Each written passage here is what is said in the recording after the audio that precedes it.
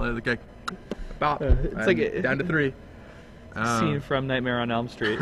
There you go. All right, so here we go. For those of you just joining us, I'm Gavin Verhey here with Jacob Van Lunen, and we're about to watch the semifinals of the Star City Games Open Series Legacy portion here in Edison, New Jersey. The matchup is a black, white, green mirror match. Some very slight differences. On your right is Kenny Mayer. Kenny is playing a deck full of Dark Confidants, Knight of the Reliquaries, Tarmogoyfs, not unlike Ellie's deck. He has Mother of Runes. Ellie has Mother of Runes, yeah, that's what I'm saying. unlike Kenny, which we think is going to be the big deal. But they both Kenny has Go for the Throat. But Kenny has Go for the Throat in his sideboard. Kenny has access to maybe a couple different cards, and he's also played Dorn a lot. He's got a lot of experience with this archetype. But of course, Ellie is no slump either, no slouch. He made top 8 last week with a green-white version of the deck and was like, I think black is going to be good here. So he switched it up, added in some hymns, some Thoughtseizes, and now his deck very much matches the green-white-black deck that Kenny Mayer is playing with. So you're going to see a very similar mirror here. Yeah, this is an interesting thing. Like yesterday we had 2 players in the, or this morning we had 2 players in the top 8 who were also in the top 8 the week before in the standard event. And here we have 1 player who's in the top 8 from last week's Legacy event. But the difference is both players from the standard event kept their same deck. They both decided, well, I played Blue-White Caw-Blade last time, I'm just going to play Blue-White Caw-Blade again. Sure. I'm so good at it.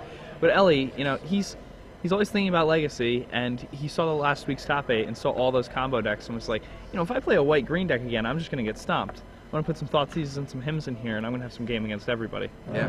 So we'll see what Ely does here, but it's let's see. I wonder if he figured out whether it is important, or maybe he knows better than we do. Kenny wins a dice roll and is off to a pretty blistering start here. Turn 1, Tarmogoyf. Maybe way to start. It's no turn 1 Dark Confidant, but it's still a pretty Certainly big threat. Dark Confidant. Turn 1 Confidant is such a beating, man.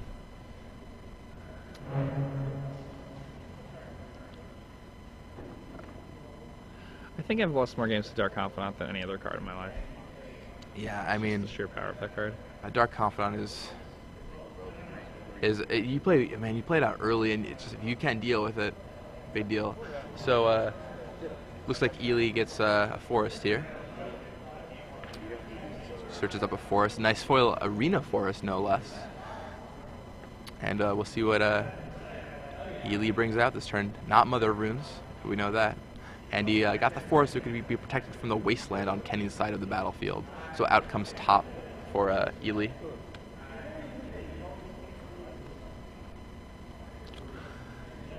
And Kenny looks over his board, and yep, here comes Tarmogoyf serving in just for 1, it looks like. Kenny pays 2, and oh, here it comes, Dark Confidant. That's just the card. Ooh, he ripped that off the top? I didn't see I for can only sure. assume. I would imagine he would have played it on turn 1 if he had the opportunity. So still pretty good on turn 2. Yeah, especially since Kenny doesn't have another land. I imagine he just drew that Confidant. So, I mean, I feel like Kenny's going to, I mean, if he gets to untap with the Confidant play, yeah, he's going to start you running can't away. really dislike his chances. So, Ely looks at this top 3 cards with the top, trying to find an answer. He's like, all right, I got to deal with those creatures. Let's see what options we can find. He really just needs the swords, this Confidant immediately. If he's a good Legacy player, he knows, you know, I have to flip this top. Yep, and top goes there. And Ely, the wise Magic player he is. Alright, here comes Scrubland, and yeah. He sorts the Confidant. Goodbye, Confidant. You know, you just have to do that. Yeah, absolutely. If you let Kenny draw some extra cards off that, like the first draw, some recover from the diamond, and after that, it just starts to get absurd. Yeah, especially with Kenny down on lands. The third land is going to be really important. I can't quite make out what's in Kenny's hand, but it lets cards like Knight of the Reliquary come down, which are going to be a big deal. And there's another Tarmogoyf for Kenny. He has the 2-drop special hand. Ely untaps, draws that top again. The 2-drop special hand wins a surprising number of games. Sure, especially if Ely wasn't ready for it. I mean, the thing about these kind of decks is you can get 2 very different kind of draws. You can get the controlling draw, discard, removal, etc., or you can get a beatdown draw where you play, you know, stall it on lands, play a bunch of 2-drops, or you can get a draw in between, and depending on what kind of draw each player gets depends on what kind of position they put themselves in. The tricky part is they don't know what their position their opponent's going to be in, because they keep their hand and they're like, oh, well, you know, I have to play this way. Well, what way is my opponent going to play? I don't know yet. And you kind of have to get a shape of that as the game proceeds. It's a very good point. That looks to be a Dark Confidant from Ely here.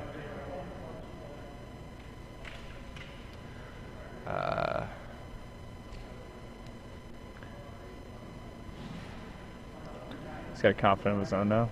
Yep. So that's it. And now Kenny's the one who's like, I have to kill that Confidant. Yeah.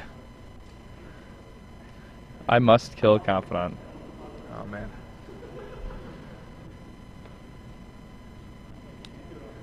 Confidant comes on in. And, alright, Ely searches up another land. And I didn't quite catch a glimmer of what's in his hand, but I guess we'll see another play here. What do you think is coming down? Is it Mother?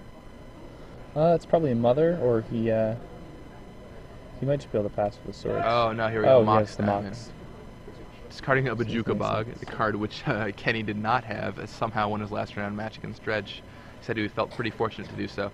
Alright, so Kozali Pride Mage, now that's a card Kenny does not have, that Ely does. The Pride Mage could be a big issue for Kenny because it can blow up that Mox Diamond and take him off of colored mana plus his second mana source. And that's pretty huge. Yeah, that is absolutely gigantic. It's actually interesting that he decided to discard that Bajuka Bug. He could have played that and shrunk a Tarmogoyf at some point. That was valuable, but I guess, you know, putting a card like Pride Mage on the table is certainly better. Yeah, I mean, getting that Pride Mage out there seems so strong, and you obviously want to play the Confidant too, so for the ability to do both. I mean, it's possibly could have held a Pride Mage and just to surprise Kenny with killing the Diamond next turn so he doesn't open himself up to removal, but Kenny has to remove the Confidant over the Pride Mage really here. He can't afford to let that get active. I've played enough mirror matches of archetypes like these to know if you get your card advantage engine active, that's all that matters. Oh yeah, you just win. Then you can just play the dominant control game, and okay, well, there's Dark Confidant from Kenny there. Nope. Flips the Swords of Plowshares, and that Confidant is not long for this world. No, he is not. And you'll notice that, like, the second a Confidant hits the board, if a player has a removal spell in their hand, the Confidant instantly hits the bin, or, like, the Exile Zone. There's just no excuse for letting that guy stay on the table. There's a Maze of Ithyn in Ellie's hand right now. I was once playing a mono red deck, and I had a burn heavy draw, and my opponent had a Dark Confidant on the other side of the table, and it was recent. Dark Confidant had not been out for a very long time. He was a somewhat newer card at the time. And I thought to myself, well, I mean, I'm playing a burn deck. Like, this has to be the greatest thing ever for me. Sure. And I just got destroyed, like 10 ways till Sunday. Yeah, and I mean... after I was like, man, he got so lucky, you know? He just, like, I don't know what happened. And then my friends are like, no, I'm pretty sure you just have to kill that guy the second you see him, no matter what. Oh, absolutely. Like, Of course, now you have the luxury of just casting Searing Blaze on him and doing two things at once. But still, yeah, absolutely. Like, actually, in my article this week, I talk about this, how I think one of the biggest myths is boarding out Dark Confidant against aggressive decks. Just because, like, the card advantage he recoups you is so important, and he digs you to the cards you're going to need to fight those decks. You know, your life gain spells or your blocking spells, the cards you're going to use to get ahead. Dealing with their whatever kind of mono red strategy or aggressive strategy they're going with. You have to find the cards that are crucial, and obviously if you're playing a card like Dark Confidant, you build your deck so it's not going to deal you too much damage, ideally. In worst case, you can always just trade with the Goblin Guide, which is fine. Or you just build a deck that Gargadons yourself. Well, so that's how Antonio De Rosa rolls. Rolled right into a national top 8. Yeah. Ely seems like he's in a pretty good position in this game, yeah, and there goes Kenny's second mana source. Yeah, I hope these Tarmogoyfs are enough. Not looking like they're going to be, but we'll see what Kenny manages to pull out here. A couple lands could put him right back in it. No land for him that turn. I mean, he's going to destroy that Maze of Ith, using his Wasteland, go down to 0 lands. He figures the colorless mana from the Wasteland, it's not really going to help him out anyway.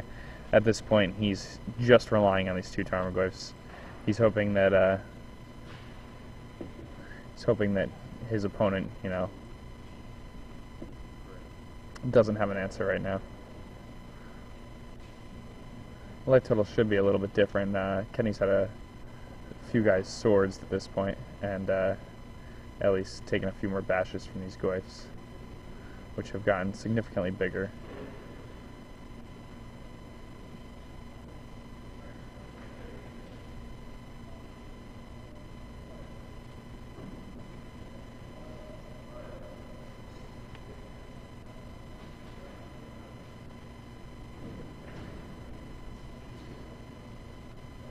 Now, Kenny's got Ellie on the ropes here.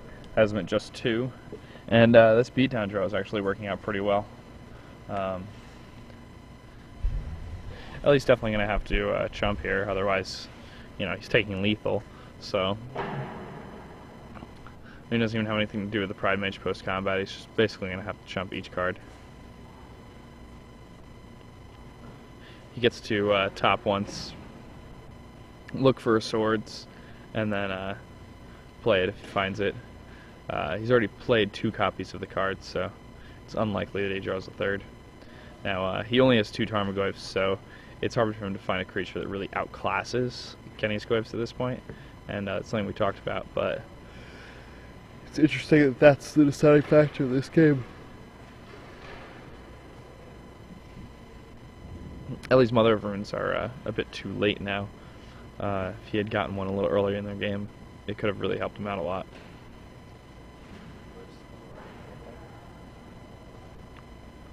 Now, we're going to have to see. I think he's basically just got to chump both. He's at 1.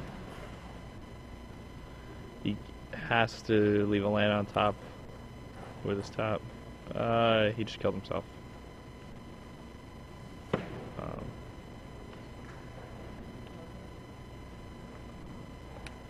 Or I guess he chumps with the Confidant. But,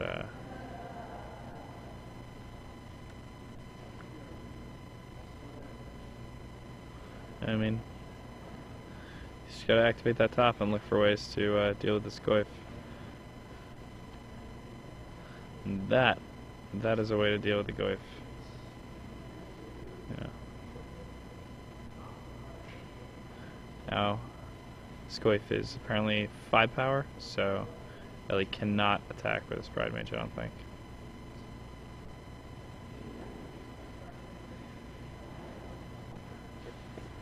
Huh. Now, if Ellie's actually a 1 here, I'm not sure if we have the life totals wrong right now, then it would seem to me that Kenny's 5 power Goyf is just going to it's 4 power Goyf. Okay. Now this Jit is just going to go all the way, I assume. Yeah, so for those of you just joining us, I'm Jacob Van Lunen. I'm here with Gavin Verhey. We're watching the semifinals of the Star City Games Legacy Open here in Edison, New Jersey. This match is between Ellie Kassis and Kenny Meyer. They're both playing junk-type decks. You're watching an interesting game here where Kenny tried to move all in on 2 Goyfs because he had Ellie on the ropes, and used a Wasteland after he had his only other mana source,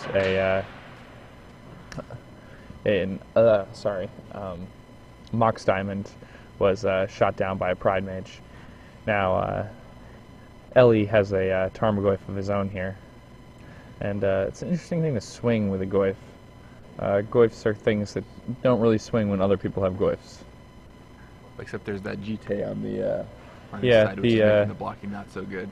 The Jit makes it so you can obviously swing with it. Yeah. Just 1 counter, and Kenny no longer has a board at all. Yeah, it's funny. I took a temporary break, walked away to the bathroom, and I came back, and this is the board state I come back to. Yeah, you come back to a board state where it's Kenny with no permanents in play except the Tarmogoyf. But it's supposed to have 1 life.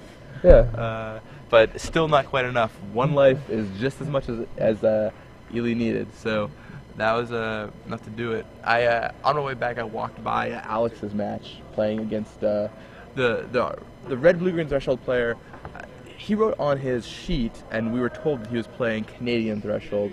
But from much of the tweets we've been getting, it seems like it's called next level threshold. So maybe he doesn't know what his deck is called. Who knows?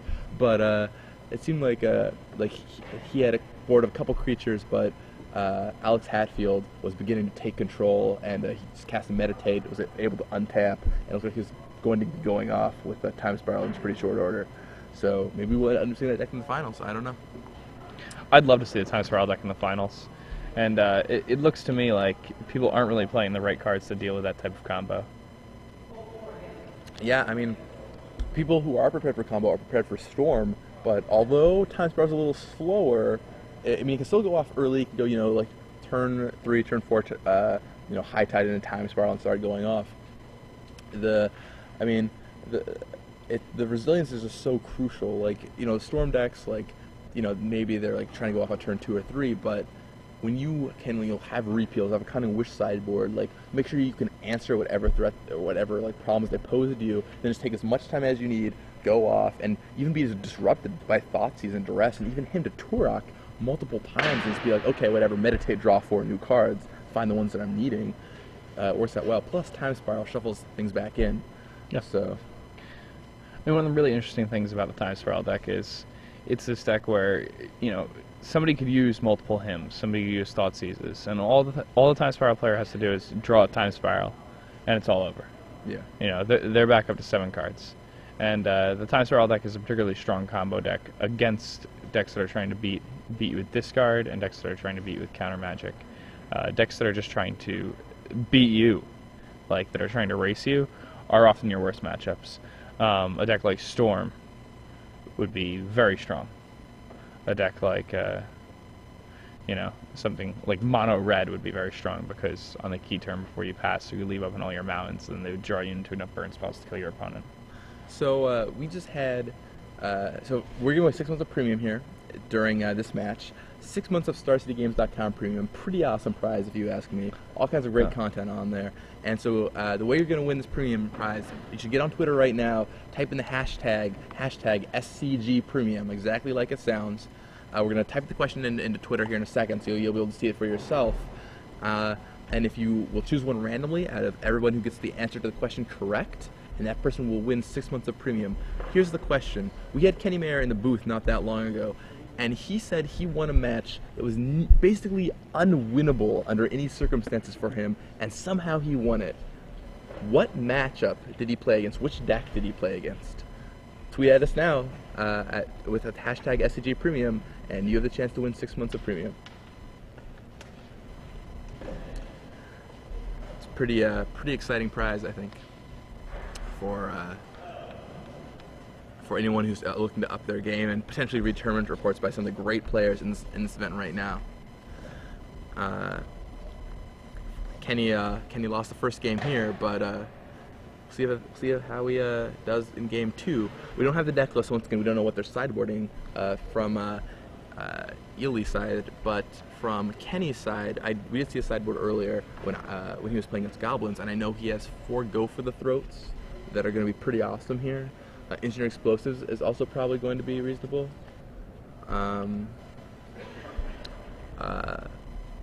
his Engineer Explosives, Go for the Throats. I think those are probably the best 2 cards that he's going to be bringing in this matchup, from what I can recall. Do you remember what his 4th sideboard card was? He had, so his sideboard was 4. It was a lot of 4-ofs. Yeah, it was 4 Go for the Throats. Engineered Explosives. 3 Engineered Explosives, 4 Plagues. But I don't remember what the last 4 card was. I'm not sure. I think you and Glenn actually covered the match. Yeah. It was me and me. Or you and Jared. And Jared and Ben Hayes all looked at the match. I was wondering if you would think of maybe what the other card would be in that situation, but I do not recall.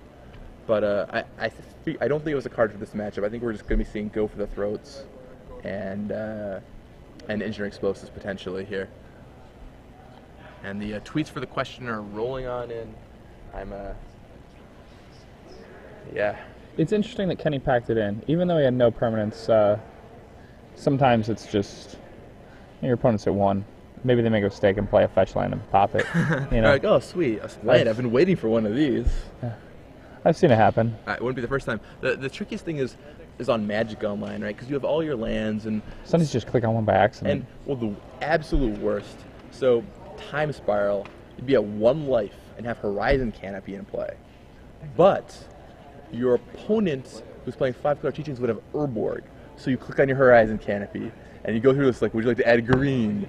No. Would you like to add white? Like, you go through this, pop-up window, and it's like, well, I want to add black, but if you click slightly wrong, you just die. Yeah, You're you just at 1 die. life. And there's no alt-viewing of that, like no takebacks. The old pain lands, the ones Sure. we used to play, they're the same way. Like, they'll just like click on the wrong part of the thing, and then they'll just be like, oh, your opponent wins the match. They'll be like, well, what? Oh.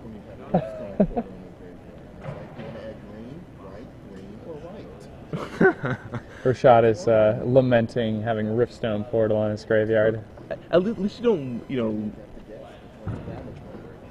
Oh, that is really bad. So yeah, so he brings up the point. So you have, if you have Horizon Canopy and Riftstone Portal in your graveyard, it comes up the green or white or green or white. Like, where do you click? You actually just don't know where you want to click. I think there's probably, because Rashad says there used to be a bug on Magic Online that did that.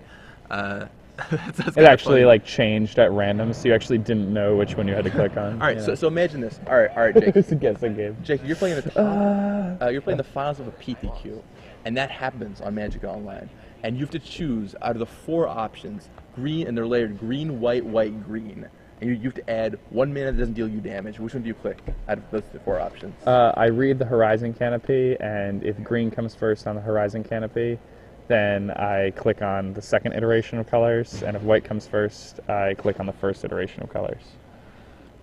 Well I feel like that's a good way to do it, right? Well played, well played. Someone in the on Twitter, Adam Birch, asked, "Can you pop a fetch land if it will put you at 0?" The answer, you will die. The answer is yes. You can pop a fetch land if you have Platinum Angel in play, because you have 1 life. You can pay your 1 life. Then, as soon as you play the ability, you die. So I recommend not doing this. So Kenny Mayer leads on Verdant Catacombs, and he's going to crack it here. I mean, you can do it if you have Platinum Angel in play. Yeah, exactly. It's no problem at all. You can not pay for your packs. You can do whatever you feel like. Yeah, oh man, the year I played the Platinum Angel Passive Negation deck, I had so many players calling, being like, all right, you just lost the game. I'm like, actually, I can't lose the game. Thank you very much. Like, did you read this card? I cannot lose the game, and you cannot win the game. No, man, that deck was awesome. I went X2 at Regionals, and pretty sweet deck. Anyway, Inquisition of Kozilek, first turn from Kenny Mayer here, and it's going to look at a hand of Swords to Plowshares, Tarmogoyf, Hymn to Turag, and another Swords. Wow, what do you think you take here? Him. I think it just has to be the Hymn. Yeah. I mean, it depends on what's at Kenny's hand. If he's a creature-heavy hand, maybe that Swords is not the correct call, or maybe a Swords is the correct call, but I feel like Hymn is probably what he wants. He just doesn't want to get his hand decimated here. Plus, Kenny opened on a discard spell, so he wants to play the control game, not let Ely play the control game. Yeah, he's also, he's on the play. If he allows Ellie to get like a turn 2 hand on their draw, it's probably just going to cripple him, especially because he knows he's still going to have a sword in hand. Yeah, Kenny takes the Hymn. Card is good. Yep, and Hymn goes down. Discard 2 cards at random, still as good as it ever was. Chris Bakula was here this weekend, and he didn't come into the booth, but I had the opportunity to talk with him a little bit during one of my breaks. And yeah, he said that he played deck with him. As far as I could understand, I think he didn't tell me what deck he played, but it sounded like he played a similar deck to the one that the Dead Guy Ale, the white-black deck. Oh yeah. And Hymn to Turag, like, still as good as ever. You just hit the right 2 cards, and that's that. So, Kenny Mayer with Verdant Catacombs. And slow game being played. Yeah, I mean, it's the semifinals. It's Legacy. There are a lot of cards to play around. Oh no, for sure. Like, I do not fault either player for playing slow in this situation. Like, there's a lot of different things you can take in, especially in a match where so many of your cards are similar, and you have to figure out what is the correct play to make here. When I said that, I meant just, the players are really taking their time, which really shows you the caliber. I think a lot of players, even in PTQ top 8s, semifinals, finals, or even at Grand Prix playing for top 16 or even top 8, will just rush through their plays. And there is some advantage to be playing that. You can make your opponent play at your speed and potentially make them mess up, but at the same time, like, if you're messing up yourself, it's not doing you a lot of good. And actually, playing slower can often increase the pace of your opponent's play. Sure. Because they're afraid, like, I don't want to time out, jeez, you know. Yeah. Although in the top 8, you don't really have that concern. So there's the ubiquitous Horizon Canopy there. And down comes Tarmogoyf. And Kenny cracks Verdant Catacombs. Go get a I expect a go for the throat here out of Kenny. It seems unusual for him to keep a hand where he has no 2-drop with no go for the throat. He seems to love his 2-drops, indeed.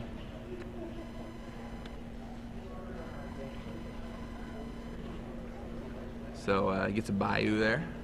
Verdant Catacombs fittingly getting the green and black lands.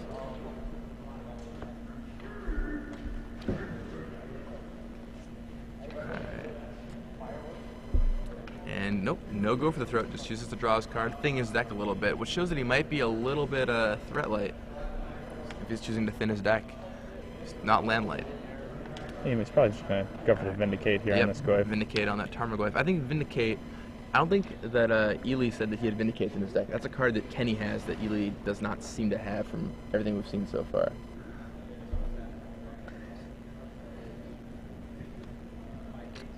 I remember Vindicate was one of the first cards that I really spent a lot of money on.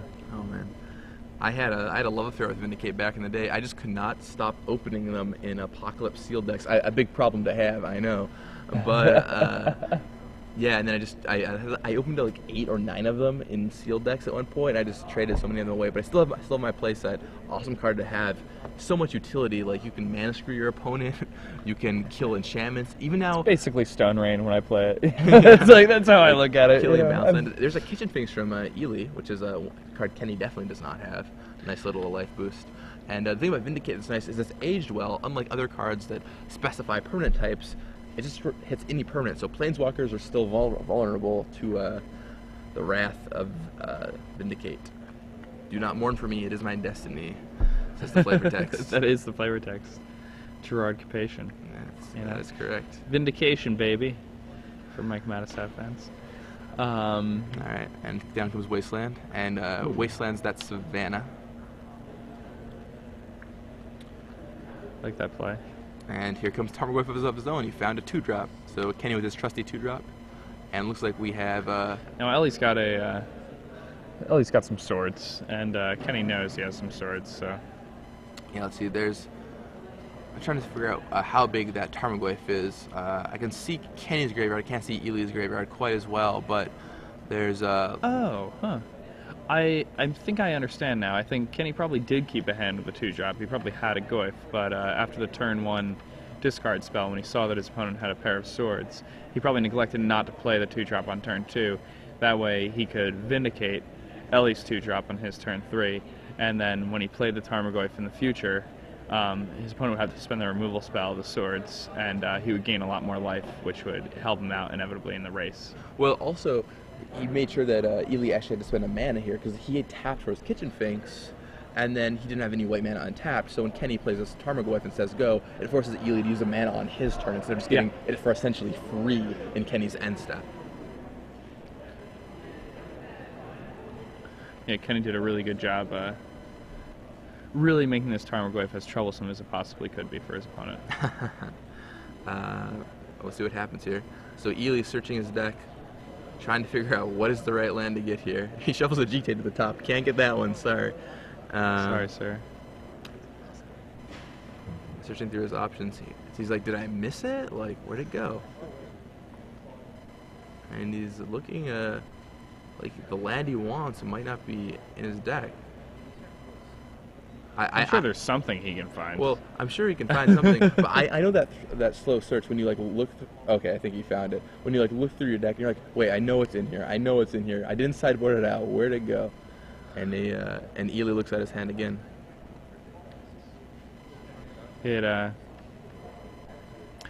I've once looked for a card with Vampiric Tutor in my deck and not seen it, and looked through again and not seen it, and looked through again slowly and not seen it, and gotten a judge called on me, and it was this whole big ordeal. I was very young. It was a Vampiric Tutor. This was back when you were allowed to play with Vampiric Tutor, and after a lot of deliberation, we found the card in my deck. It was like two of my sleeves were kind of stuck together a little bit. So like I thought I was like playing with a legal deck that had like been presented and everything. And I was just being an idiot. You're like, Judge, can you help me find the card in my deck? I was like 15. This was when I first started PDQing. So Kenny dropped the swords on that Kitchen Sphinx.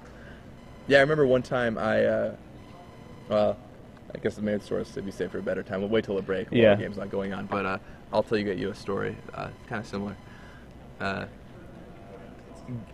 Gabe Lanciano on Twitter recommends that we have a Goyf size counter on the screen for when all these Tarmogoyfs are happening. Something to keep in mind for future events. Is there any way we can do that? I think part of the problem is keeping track, making sure we keep track of everything in the graveyard. It can be difficult to do when the cards are moving fast. But right now we're looking at instant sorcery creature land. It looks like it'd be a 4-power Tarmogoyf. There's a dice on that Goyf, but I can't quite make out the number. But I vaguely see I think it's a 4. So.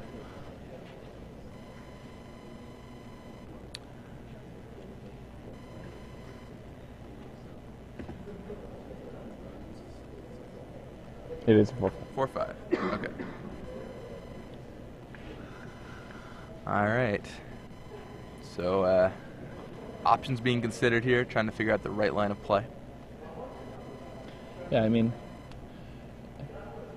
it's pretty interesting here. I feel like just being on the play is a pretty big advantage also. Okay, Kenny makes the decision. Vindicate time. He knows he's casting it, just a matter of on what. Does he hit the Pride Mage, or is he going to kill off one of Ely's lands? Once again, the Stone Ray effect. Vindicate. Stone Rain's good. Sometimes all you want is a Stone Rain. Try building Magnivore in Legacy.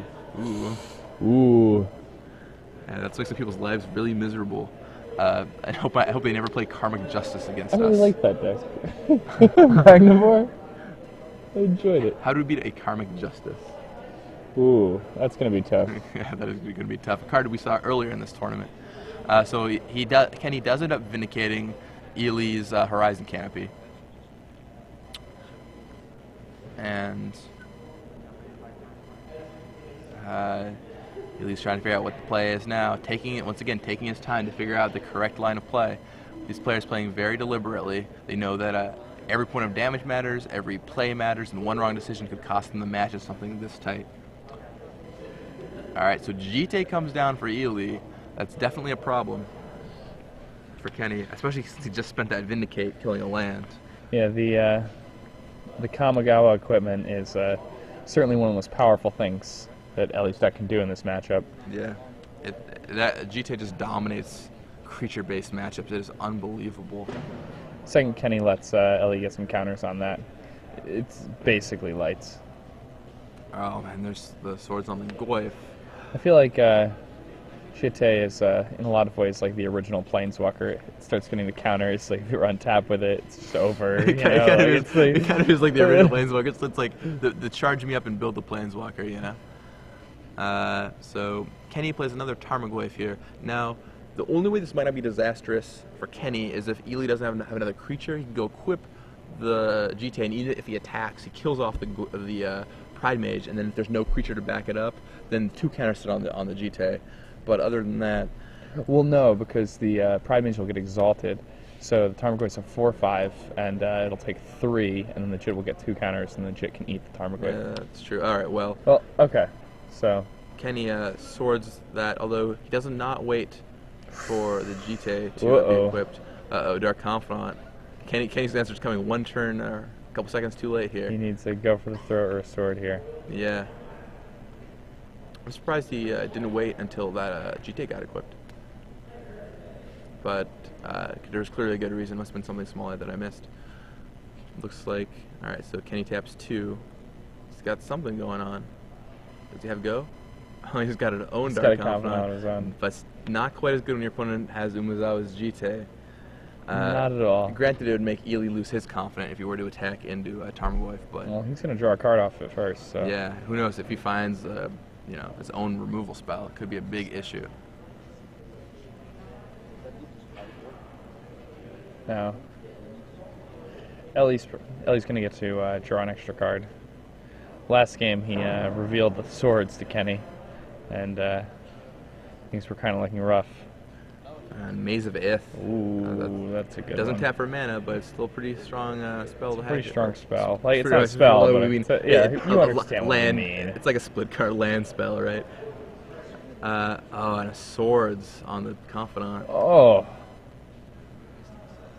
Now that means... That was a very kind upkeep and draw step. Indeed, and now that Confidant of Ely's can just sit back and be like, alright, I'm going to draw a trillion cards. Yeah, bring it. And Kenny has to find a removal spell, and fast. Kenny doesn't draw a removal spell in the next 2 turns. Vindicate, but he doesn't. I don't think he has land for it. Oh, he doesn't have the white for it? Yeah, he got wastelanded. Or maybe he does. Oh, no whites. Just Bayou.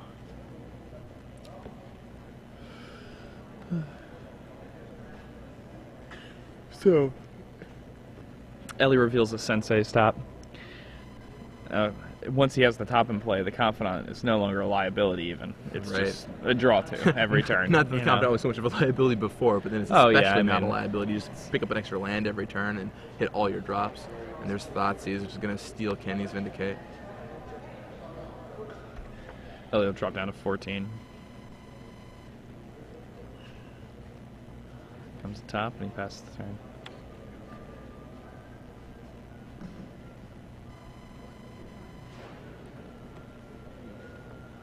Oh man. This knight goes to 11. Looking rough for Mr. Mayor here. It's 11.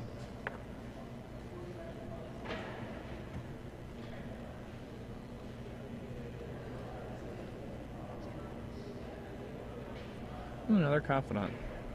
This could give Kenny a little bit of an opening, I suppose. The JIT just makes it impossible. I'm sorry. Well, I mean, I don't... Oh, that Confidant could get him back in. Okay, well, I mean, there are 2 Confidants on the opponent's side, but the Confidant could definitely find what he's looking for. Could we see an attack with the GTA to kill off that Dark Confidant, potentially? That's definitely a possibility.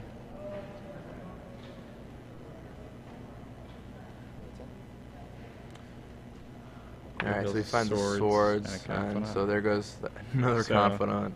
I mean, the correct play here may be swords, your Goyf, equip Bob. I mean, and there's another... And he just drew another Dark Confidant, and he has... Oh, he can do everything he wants. He can swords, and play that Confidant, assuming he gets another land. So... Oh, man. Let's see. Yep, he equips up and serves. Block with Confidant. So they trade, but GTA gets active. That's going to be a big issue.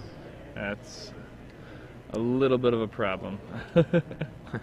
Now, Kenny can't even bash with the Goyf at this opportunity because the Maze of Ith just blanks him. Yep. And even then, it's not even clear that he would Maze of Ith in this situation. Ooh, Ellie draws a hymn. Oh, that's going to steal both of Kenny's cards. 2 cards out of Kenny's hand. That Dark Confidant, let me tell you. I assume that Kenny probably has some white cards in his hand. They call him the Great One for a reason. And yeah, Kenny sees the writing on the wall. It in. Shows his hand of Elspeth Swords Dark Confidant and packs it in without a way to deal with the equipment. So yeah, Kenny's always a gentleman. You know, he's calm, collected.